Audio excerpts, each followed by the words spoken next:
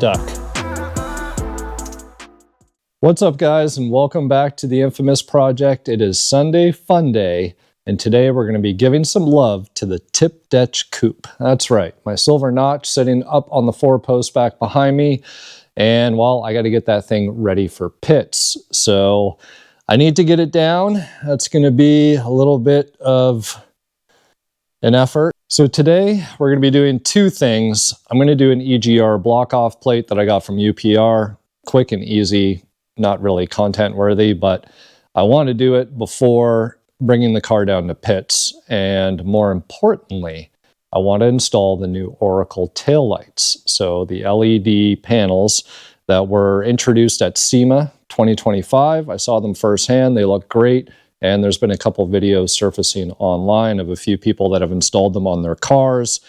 I don't think I've seen any on smoked housings. I think a lot have been in just like traditional LX lenses. Not sure if I've seen any in some Cobra lenses, but as days goes on, there's more and more people, I'm sure, installing them. You can see here, I've got an absolute disaster from, I just finished filming the Cobra cool little modless video last night. So be sure to check that video if you haven't. Shows some super cool lighting and features that I've done on that car as well. But here are the panels, one of 3 sets that I have. And so we're going to be going through all of this fun stuff and hopefully upgrading those taillights so we got something cool for pits. And I said it in the Cobra video, right? Having smoked taillights makes a little bit for a safety concern if you don't have bulbs in those housings that are bright enough. I know the yellow ditch coupe, you can hardly see my brake lights, so it'll be a good upgrade for the yellow car, the silver car, and then of course the 93 Cobra. So that's the name of the game today. Make sure to stick around. I got to get cleaning some stuff up, moving some stuff around, and more importantly, getting that car down off the 4-posts.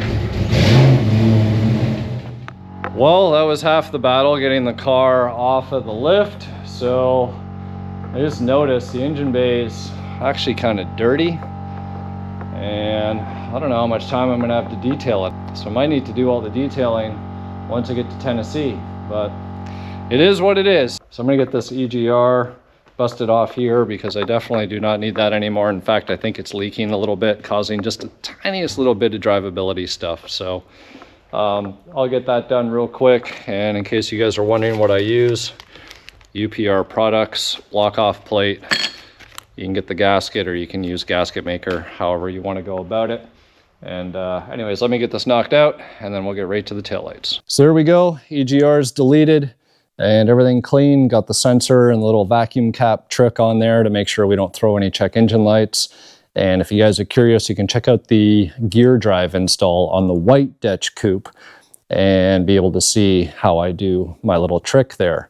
Now, I almost had a small moment of panic because I was looking at the drip tray here and I'm like, coolant, oil, whatever. It's a Foxbody, but I didn't remember this car leaking. And I'm like, what the hell? Because this car actually still has the factory radiator in it, being 20 odd some thousand original miles. And I'm like, man, this car can't be leaking. I'm like, it's always something before a show. And I'm like looking with the flashlight, checking water pump area, checking radiator area. It wasn't far enough back for it to be the heater core. I'm like, man, this car, it's not leaking. And then I remembered the white coupe was parked in that spot with the leaking timing cover gasket and everything else. So I'm assuming that that is old and leaked out of the white car. So hopefully, fingers crossed, we should be okay with this guy. And in fact, at pits, we're not doing too many miles or whatever. And worst comes to worst, well, whatever. I throw a radiator in it. So let's get to the tail lights and the disaster in the trunk. You guys are going to be able to appreciate now why I'm taking this over to Keith at K Designs to get this whole situation taken care of. I'm going to pull this out now so it's out of the way, and the 12-inch sub is in the box there, so I'll drop that off. And I'm not planning on removing the tail lights. I'm planning on doing all of this on the car. We're going to have to be careful we don't break anything. But I'm going to pull the subwoofer out and pull these clips off, because we will most likely need access to the wiring connectors. So that at a minimum. So I'll get some tools, we'll get these clips out, and we'll get started.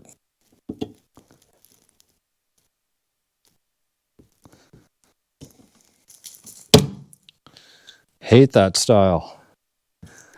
Okay, so we got access to everything back behind here. Would you look at that? Here's my factory antenna.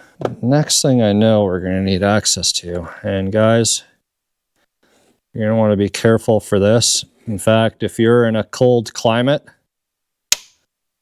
I would highly recommend you get a heat gun in here. And you just want to...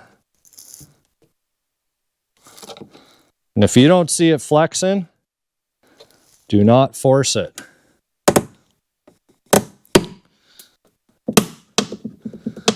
Just kind of wiggle it and jiggle it.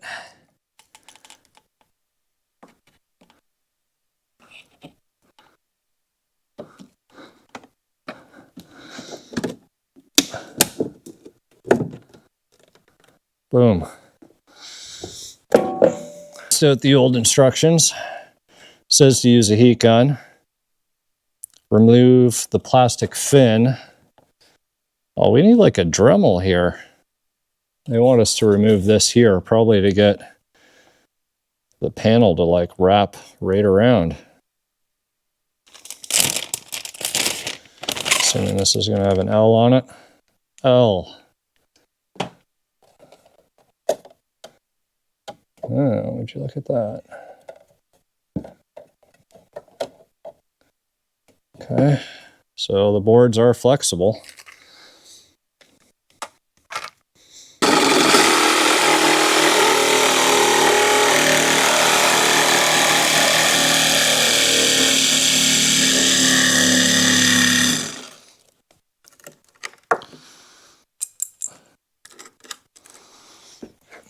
I'm sure some of you were nervous watching me with the hacksaw there. To be honest, guys, it probably looks way worse on camera than it actually is, but if you guys don't have a steady hand, then use the Dremel or mask off your areas or do whatever makes you feel comfortable. So, even though the panels are going to hide all this shit, I'll just feel better knowing I got the dust out. So, what do we got here? Yeah, I think that's what they want us to do. All right, folks. Taillight housing is out. All right, so you elongate that out, pull this thing through. These clips on.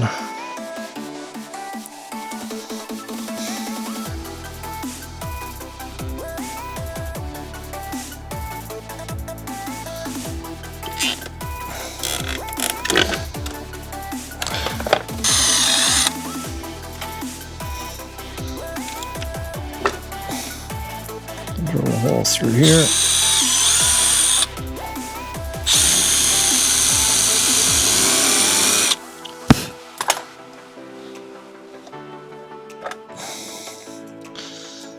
Right there, one of these caps.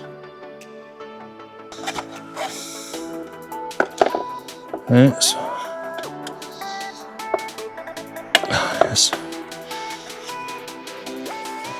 I need to pull that one more.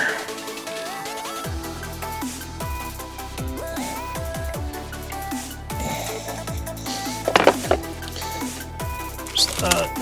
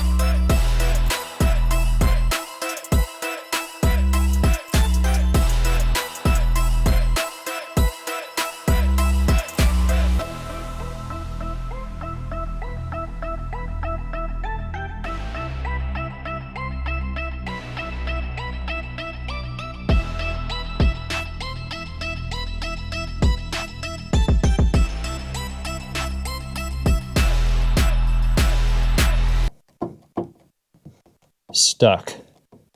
Okay. Now, should be able to just go right back ahead and stick the lens back on.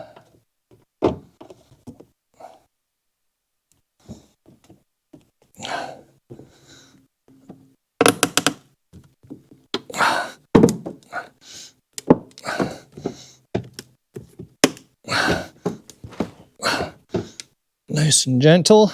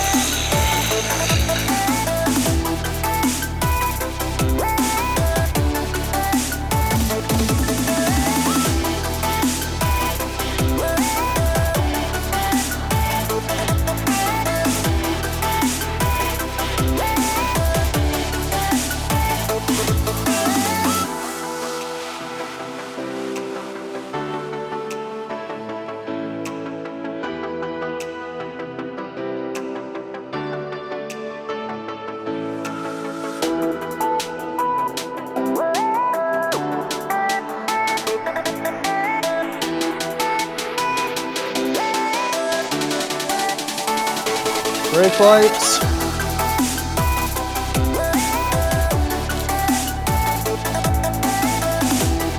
Hazards.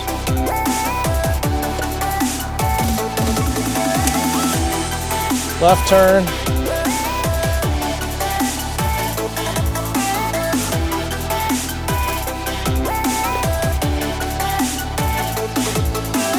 Right turn.